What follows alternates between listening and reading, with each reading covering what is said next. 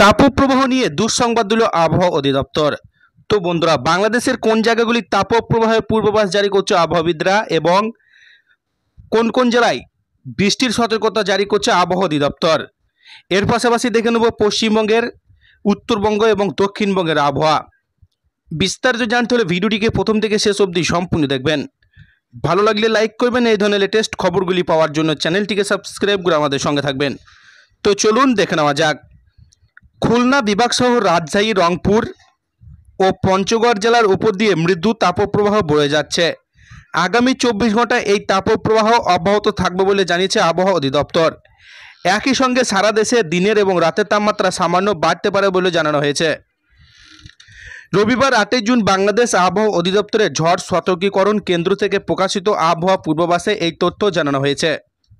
সোমবার 9 জুন সকাল 9টার মধ্যে চট্টগ্রাম, সিলেট বিভাগের দু একটি জায়গায় অস্থায়ীভাবে দমকা হাওয়া সহ বিদ্যুৎ চমকানো, হালকা থেকে মাঝারি ধরনের বৃষ্টি, বজ্রসহ বৃষ্টি হতে পারে। এছাড়া দেশের অন্যত্র অস্থায়ীভাবে আংশিক মেঘলা আকাশ সহ আবহাওয়া প্রধানত শুষ্ক থাকতে পারে। সারা দেশে দিনে এবং রাতের তাপমাত্রা সামান্য বাড়তে পারে। মঙ্গলবার 10 জুন সকাল 9টা থেকে পরবর্তী 24 ঘন্টায় চট্টগ্রাম, সিলেট বিভাগের কিছু কিছু জায়গায় এবং রংপুর, রাজশাহী, ময়মনসিংহ, ঢাকা, খুলনা, বরিশাল বিভাগের দু একটি জায়গায় অস্থায়ীভাবে দমকা হাওয়া সহ বিদ্যুৎ চমকানো, হালকা থেকে মাঝারি ধরনের বৃষ্টি, বজ্রসহ বৃষ্টি হতে পারে। সেই সঙ্গে সারা দেশে দিনের তাপমাত্রা সামান্য বৃদ্ধি পেতে পারে এবং রাতের তাপমাত্রা প্রায় অপরিবর্তিত থাকতে পারে।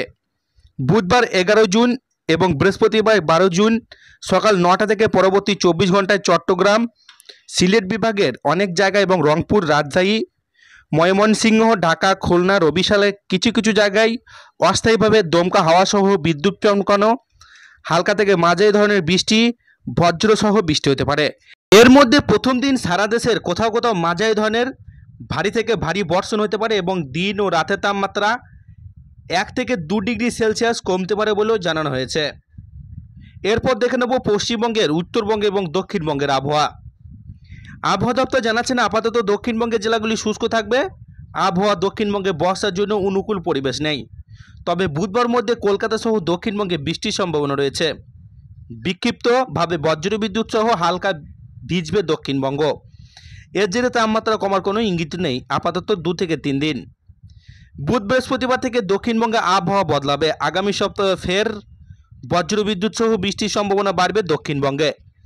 বুধবার বিকেলে উত্তর 24 পরগনা, দক্ষিণ 24 পরগনা, পূর্ব পশ্চিম মেদিনীপুর, মুর্শিদাবাদ, নদিয়াতে বজ্রবিদ্যুৎ সহ ঝড় বৃষ্টি হতে পারে বলে জানিয়েছে আবহাওয়া দপ্তর।